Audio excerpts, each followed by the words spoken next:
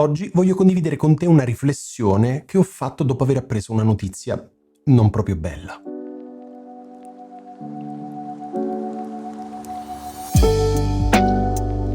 Oggi voglio condividere con te una riflessione. Questo è un video un po' diverso rispetto agli altri, forse gli youtuber bravi lo chiamerebbero vlog, no? È un video non tecnico, ma un video di pensieri, riflessioni, racconti o quant'altro.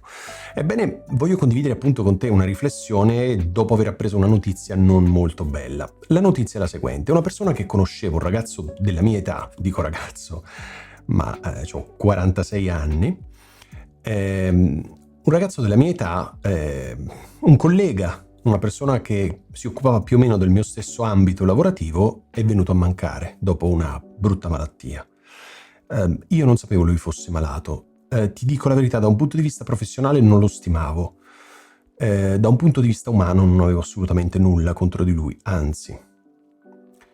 Sto cercando di non fare un video di retorica perché non è assolutamente mia intenzione, però quando apprendo notizie del genere, quando qualcuno viene a mancare, soprattutto una persona giovane, perché a 46 anni non voglio tirare acqua al mio mulino, ma si è giovani, spero, se fosse il contrario non dirmelo, ebbene, è come se crollasse un castello di carte, è come se, non lo so, tutte le idee, tutti i progetti, tutte le cose belle che hai messo in cantiere, che stai progettando, che stai pensando, che vuoi fortemente realizzare, è come se fossero tutte scosse, è come se venissero messe in crisi, non lo so, come se avessero meno importanza, cioè come se davanti a queste notizie io mi fermassi e provassi a riflettere solo sull'oggi, sul qui ed ora. Non so se capita anche a te la stessa cosa, magari fammelo sapere nei commenti. Durante il Covid ho perso un cugino, purtroppo, un cugino della mia età, forse se non ricordo male aveva un anno in più a me o un anno in meno, insomma eravamo coetanei, e lui purtroppo è venuto a mancare a causa del Covid ed era un cugino col quale ero abbastanza legato. Questa notizia puoi immaginare quanto mi abbia scosso, perché non è giusto, perché non dovrebbe essere così. Allora, ti dicevo, quando accadono queste cose, in me funziona così. Tutti i miei progetti, il canale YouTube, i podcast, il lavoro, progetti di vita da qui a 10 anni, perché ho una serie di idee che voglio realizzare, niente di che per carità, però comunque sono progetti di vita che tutti noi dovremmo avere. È come se davanti a queste notizie crollasse tutto. È come se queste notizie mi dicessero: Ale, fermati, non pensare al domani, pensa all'oggi. Perciò ti dicevo prima il qui e l'ora. Non è piacevole, nel senso che certo io sono ancora qui e ne posso parlare, quindi non voglio sicuramente lamentarmi, però sono degli schiaffi molto forti che arrivano, degli schiaffi forti che ti portano a ripensare un po' tutto. Se segui anche i miei podcast, oltre che appunto questo canale YouTube, sai che ho un podcast sul minimalismo.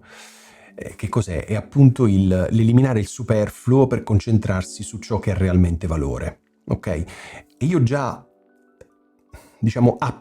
abbraccio questa filosofia di vita, cerco di eliminare tutto ciò che è superfluo nel lavoro, nelle amicizie, nelle app sul telefono, nei vestiti nell'armadio, nei mobili in casa, insomma in tutti gli aspetti a 360 gradi della mia vita.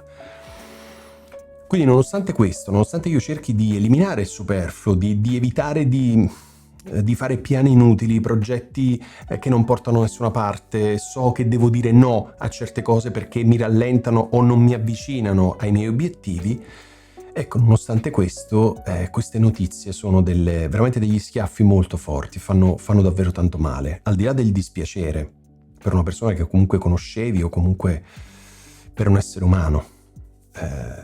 Però sono notizie veramente, veramente che mi fanno riflettere. Non so a te che effetto fanno, però mi portano sempre un po' a rivedere le mie priorità, mi portano a rivedere i progetti e sai qual è la prima considerazione che faccio davanti a queste notizie, e in generale è una considerazione che faccio spesso nella mia vita, perché come ti dicevo abbraccio la filosofia del minimalismo, ma soprattutto davanti a questi accadimenti. Penso questo: la vita è una, e non va sprecato. Il tempo che abbiamo a nostra disposizione, nessuno sa se avremo ancora un giorno, un anno, 10 anni, 100 anni. Io ti auguro il massimo possibile, ovviamente, però non sappiamo quanto tempo ci resta. Vale la pena perdere tempo, vale la pena dare importanza a cose, persone, oggetti o qualsiasi altra cosa che non ci dà niente. Per esempio, io non sono assolutamente legato a beni materiali, io non mi interessano gli oggetti, che siano essi microfoni, la macchina fotografica, il telefono, qualsiasi cosa, non me ne frega niente, cioè me ne posso liberare tranquillamente senza nessun problema. E quindi, benché io sia fatto così, però comunque, non so, è come se bisognasse ancora stringere un po' di più il bullone, la vite, come se bisognasse perfezionare ancora di più. Come dire, ok, questi sono i tuoi progetti, ma non andare troppo oltre nel tempo. Sì, ok, il progetto da qui a 10 anni. Concentrati da qui a domani, da qui a dopodomani. E quindi è interessante questo perché mi porta veramente a riflettere sulle priorità, sulle vere priorità, che non sono quelle che arrivano dall'esterno, stimoli dall'esterno, sovrastrutture che ci impone la società nella quale viviamo, ma derivano da qui dentro, no? Derivano da noi. Da anni ormai non guardo la televisione, non ho una televisione in casa, non voglio che siano gli altri a decidere quali sono le notizie per me importanti, quelle che io devo sapere. Perché devono decidere gli altri per me? Non ascolto la radio perché non voglio che siano altri a decidere quale musica, e nella maggior parte dei casi musica mainstream, io devo ascoltare. Io ascolto quello che mi pare, ascolto le cose più assurde del pianeta, ma perché le scopro io e le cerco io.